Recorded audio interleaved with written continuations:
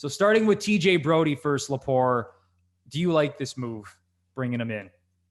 I think it's very, very difficult to not like this move. Just to simply say that Morgan Rielly will finally play with a player who deserves to play with Morgan Rielly. We all love Morgan Rielly. Again, this guy's been through a lot of shit in the Leafs organization. We were lucky to draft him where he got him. You look back, Morgan Rielly should have went first overall in that draft. And we have not given him what he deserves in the way of a defense partner. We just talked about Cody Ceci. Bringing in TJ Brodie is a guy who deserves to play with a player like Morgan Rielly.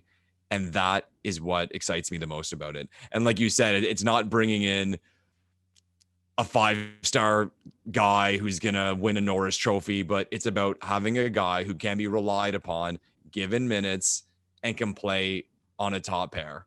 And it's a calming feeling as a Leaf fan for me. And again, like my expectations of TJ Brodie from a scoring perspective and that sort of thing aren't that high. I haven't really thought that much about it of what I expect him to put up statistically, but just knowing that he can play with Rielly and be efficient is something to be excited about.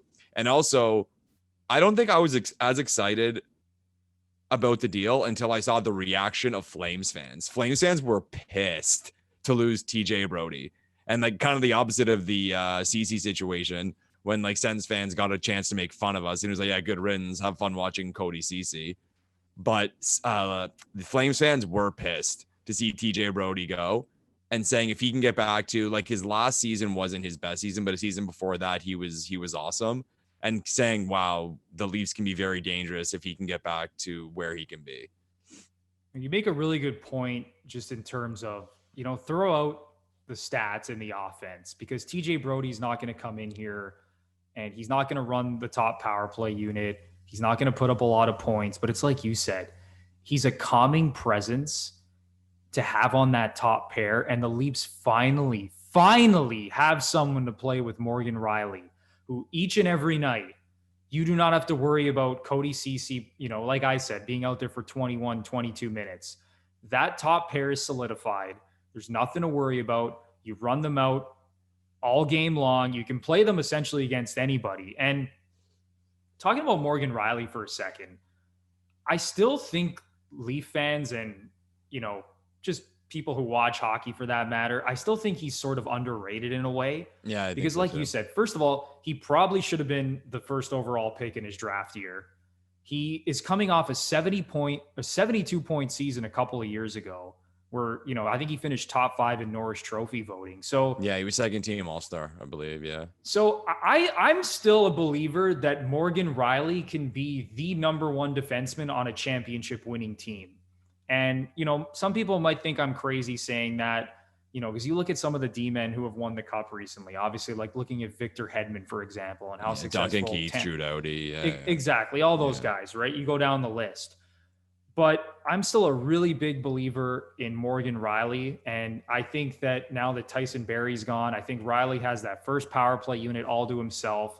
And to have a guy like TJ Brodie beside him, who it's like you said, he's going to be efficient, right? He's not going to make mistakes in his own end. He's going to move the puck quickly to the forwards who need the puck. So right? Important, yeah. He's not going to turn the puck over in his own end. And he's just going to be a solid calming presence back there. So I think it is an A+ move from the Leafs. It wasn't a lot of term that they committed to him. I like the dollar amount as well. Right. They didn't break the bank because I never thought that they should break the bank on Pietrangelo. Same. I just didn't see the fit there. And I think they would have had to totally not blow up the team, but there would have been a lot of moving parts there to make the cap work if they had signed Pietrangelo. And it's like, really, how much better would Pietrangelo have made this team if you had to, let's say, get rid of a Nylander or Marner or Tavares for that matter, right? Just to accommodate a move like that. So I think this Barrie move is fantastic, and I think it's going to work out.